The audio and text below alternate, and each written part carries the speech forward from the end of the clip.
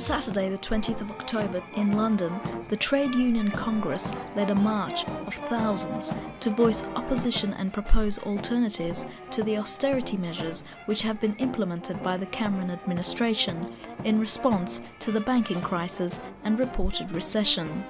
According to the TUC, some 150,000 people marched. Why are you here today? Because the government is ruining my future. My pension's been cut. I've been paying into a pension scheme for 17 years and they're about to change it, or they have changed it, and I'm not happy with the way things are, so I'm up here protesting. I'm here to fight for the future, for the youngsters, for the children, for the jobs. Yes, I have one child, 17, no jobs at the moment for children. Yeah, I graduated last year. Most of my friends the same age as me, they also graduated. The ones that have got jobs had to start off with heavily casualised labour in working for employment agencies in call centres.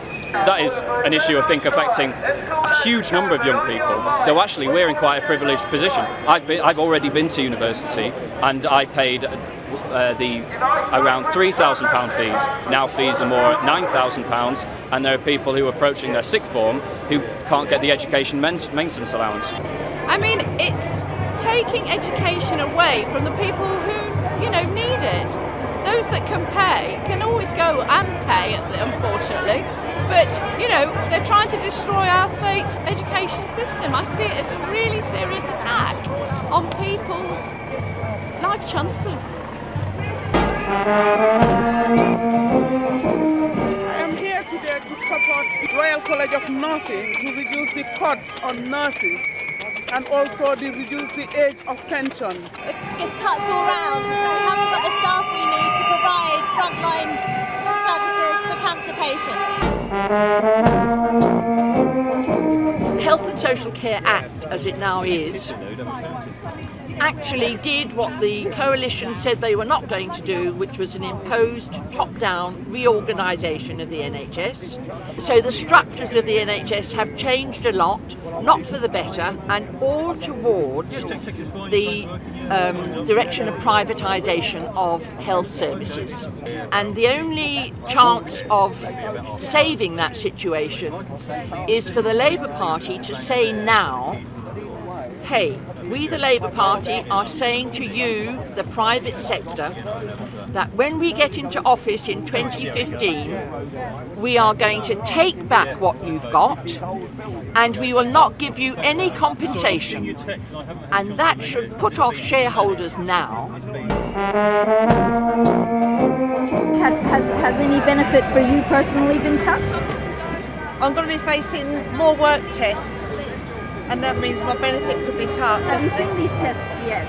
I've been through a work test already for the SA. And you passed or failed? I passed. You passed. But you're concerned that you might... Well, yeah, because after the last test, my muscles on my back got damaged. So, because I was trying to hold my arms up to the side and I couldn't, and my back got damaged out of that. The trade union movement in Britain, along with a whole range of civil society groups, wants to see a Robin Hood tax.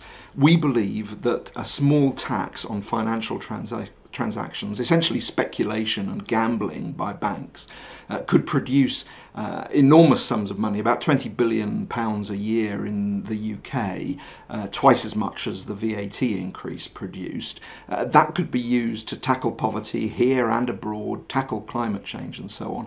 But it would also, at the same time, clamp down on risky behaviour by the banks. Here we go, make some noise! At pivotal corners in the march, there were chartered London buses made into makeshift performance stages to seemingly keep the crowd entertained. It was reminiscent of Mardi Gras marches and seemed to belie the seriousness of the possible pending actions that may need to be taken to encourage the government to shift its focus away from austerity measures and towards some of the alternatives being debated by various think tanks and economists. The government wants to build 8 new nuclear power stations around the country, and they've also said that it will be done with private investment, and that's turning out to be a great lie. There's an energy bill going through at the moment that's actually going to embed public subsidies into nuclear new build, and it means that we're going to be paying for it through our taxes and through increasing energy bills. The UK government is always telling us we need to keep on producing more energy to provide more power for more toys. The German government is actually being realistic and saying we live on a finite planet and we can't keep on consuming more and more. Well, if Germany can do it, why the hell can't we? And why the hell can't we? What do you think is stopping? That's the $24 billion question.